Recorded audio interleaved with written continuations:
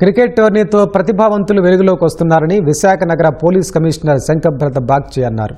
విశాఖలో ఈనాడు sports league 2025 జిల్లా స్థాయి ఫైనల్స్ పోటీలు ఉత్కంఠభరితంగా జరిగాయి. ఈ కార్యక్రమంలో పోలీస్ కమిషనర్ శంకబ్రత బాగ్చి పాల్గొన్నారు.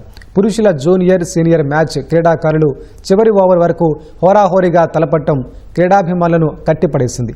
ఆంధ్ర వైద్య కళాశాల మైదానంలో జరిగిన పోటీల్లో మహిళల విభాగంలో ప్రభుత్వ మహిళా డిగ్రీ కళాశాల జట్టు, గీతం డీమ్డ్ యూనివర్సిటీ జట్లు విజేతలుగా నిలిచాయి.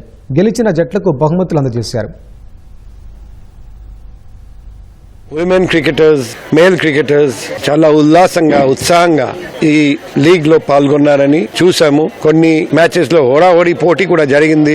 ఫైనల్స్ చూస్తే కూడా ఒక రన్ తేడాతో కూడా ఒక టీం గెలిచింది, ఒక టీం ఓడిపోయింది. ఇటువంటి క్రికెట్ లీగ్ మన వైజాగ్ లో రెగ్యులర్ గా మనం నిర్వహించగలిగితే ఇక్కడ క్రికెటింగ్ టాలెంట్ మనం ప్రోత్సహించవచ్చు. రేపు రాబోయే రోజుల్లో ఏపీ స్టేట్ టీమ్ లో తర్వాత నేషనల్ టీమ్ లో వాళ్ళు పార్టిసిపేట్ చేసుకోవచ్చు. ఇటువంటి చక్కటి లీగ్ ఏర్పాటు చేసిన ఈనాడు గ్రూప్ కి, స్పాన్సర్స్ అందరికి అభినందనలు, ధన్యవాదాలు తెలియజేస్తున్నాం. మేము ఈనాడు టోర్నమెంట్ ఆడడం ఫస్ట్ టైం విన్ అయ్యాం. ఈ టోర్నమెంట్ కోసం మేము లాస్ట్ 1 month నుంచి చాలా కష్టపడుతున్నాం. మేము అనుకున్నది గెలిచాం. అలా అయినా ఆర్జే కాలేజ్ తో జరిగిన మ్యాచ్ లో మేము విన్నర్స్ గా నిలిచాము. మా టీం వర్క్ అంతా అందరు ప్లేయర్స్ వాళ్ళ బెస్ట్ ఇచ్చారు. సో మేము విన్ అయ్యాము. ఈనాడు థ్యాంక్ యూ.